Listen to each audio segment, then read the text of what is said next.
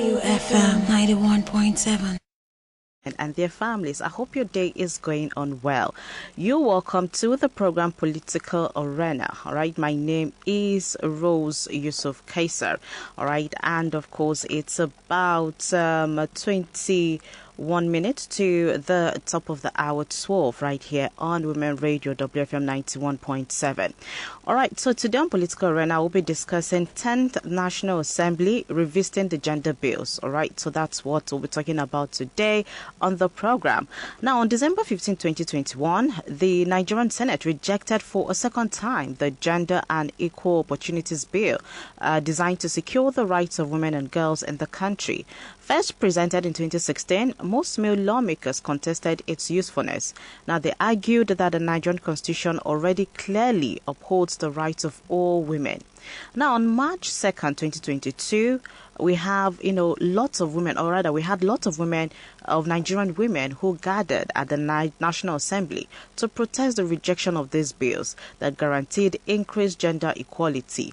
Now, all 5 bills addressing citizenship issues, reserve seats in parliament, affirmative action, indigenship, allow women to become natives of their husband states were rejected by lawmakers. Now, this is 2023. We'll have a new set of people, we have new set of leaders in the National Assembly. All right, so what's going to happen to this bill? Will they get to revisit it? Will they get to look at it once again and see that this bill gets to see the light of day?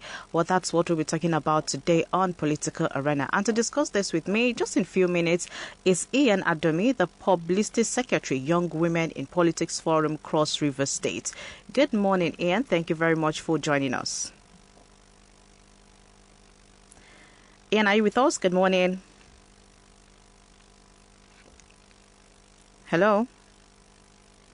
All right, let's see. All right, good morning. Are you with us? Yes, I am here. All right, so thank you very much for joining us once again on the program. Thank you so much for having me. It's always a delight to be here. All right. So I was just talking about, the rejected gender bills and all of that in the 9th National Assembly. So what's your overall view on, the bills that were rejected in the 9th National Assembly? So generally, I would say that the bill being rejected in the National Assembly just shows or reflects the way the country sees women or treats women or perceives women. Yes, I know someone may want to say, you can't say the country, but you're talking about just a few legislations, and that is not the entire country. But these are the people that are representing us. These are the lawmakers. These are the people who make decisions, and the decisions reflect on the whole country. So when a bill that is requesting for women's rights is outrightly rejected, it just shows how the country sees women. It shows where the battle for gender equality still is in a country like Nigeria. Okay. So yes, I was disappointed on the street, also protesting and lending my voice to see that things are done the right way. And it's so sad that regardless of how much we spoke, how much we advocated for, there was nothing that was done. Still empty promises from these men and women anyway, because there are women also who clearly do not openly support the bill. So yes, it was quite a trying time for any young woman in Nigeria, because you begin to ask yourself questions like, so where does the future go for me as a young woman in Nigeria? Yeah. Okay. Thank you very much for that. All right, this is 18 minutes to 12 on the side of the radio, and this is Women Radio WFM 91.7, and this is a program Political Arena where we discuss politics in Nigeria. All right, so to be a part of the program, you can dial 07000 917 917. Send a text or a WhatsApp message to 070 317 56537. All right, Ian, you've just given us your view or, your take on the rejected gender bills. Now, do you think that this present National Assembly, that's a 10th National Assembly, would take a different route when it comes to, making sure that these gender bills get to see the light of day when they come up again, on when it's brought to them on the table? So sincerely, I can't speak for the 10th Assembly because we don't even, they are new. About 70% of the people, they are new, which can also be a blessing for us. Because, if these guys are new, we can easily get them to pass the bill because I believe that most of them are all eager to be part of something good, to sell their name, to become visible in the country. Yeah. So, but generally, I can only predict, but I cannot speak for them. So the only thing I can say is that we women, saying that these people are new, and saying that, okay, we've done this before, and we know how it was rejected, we can strategize. Okay. So we can strategize. That means we can take other routes, especially ensuring that the women in the grassroots are part of this cause. So what happened last time was that a lot of the women in grassroots, the women who we were at or who we were advocating for, were not even aware that there was such PU going in the National Assembly. Oh. When in an era where you can get the whole country to be speaking about one thing. So one of the strategies that I would advise is that we ensure that before the bill even gets to the National Assembly, everyone is already talking about it. Okay. So that it becomes a national discussion, and then they have no choice, especially because they are new. Because if they are the same people going back there, then you have issues of them wanting to maybe still show some kind of ego by saying, I will support this, I still will not support it, like my views have not changed. But these are new people, these are people who you can easily convince, especially when the noise everywhere and everyone's talking about it. We so set up strategies in such a way that we have women from different constituencies calling their representatives, having like even a support group to them, not necessarily NGOs or big women, let me put it like that. You are having a local women coming to visit you and say a bill is coming, support it. Without even a notice, so that it's not looking like it's politicized or any particular organization is doing it to get the glory. So I believe there are other strategies that we can take to ensure that if the bill goes this time, it goes through. Again, and riding on the wind that these people are relatively new. So yes, but generally I can't speak for them, but I believe that if we get it right, especially from pre taking the bill to the house, we will definitely get the bill passed. Okay. All right. So let's not wait until they reject the bill before we start making the noise. Make the noise even before the bill goes to the house. Okay. Yes. All right. Thank you very much for that. Now, what does, passing this bill, what does it mean for a Nigerian woman? Let's even understand what this means. Sorry, can you take that again? All right. I said, what does passing this bill mean for a Nigerian woman? What does a Nigerian woman stand to gain? Because I know a lot of people are listening and they are, in their minds, okay, even if they do this, and how that it concern me? So what does this mean for a Nigerian woman?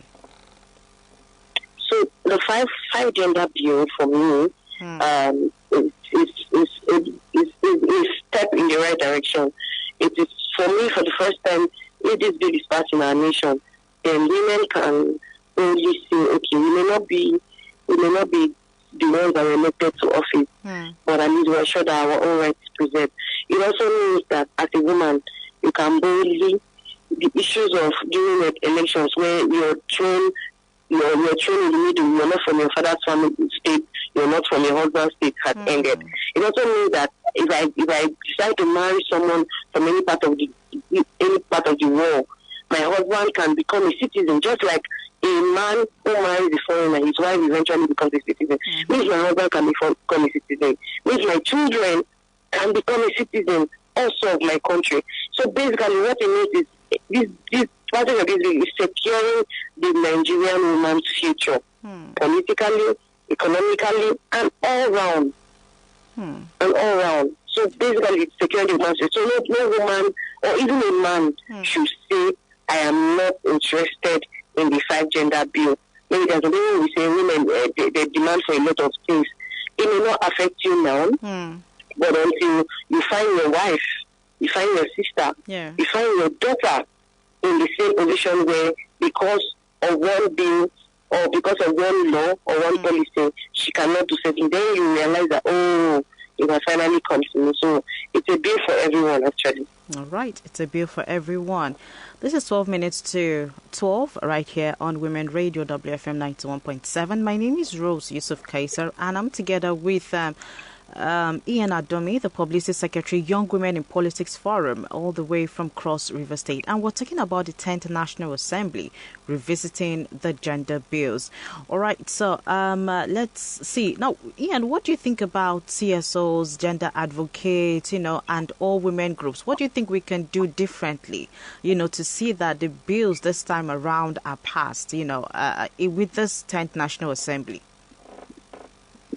Okay, so in answering the previous question, I kind of already hinted it that one of the mistakes we had was that women were politicizing the bill. Yeah. CSOs and women's rights organizations were politicizing the bill. So we had situations where people were trying to take the glory. That is one thing that, people say a lot of things when it comes to women working. Women cannot work together. Women cannot support themselves. Women are always fighting each other.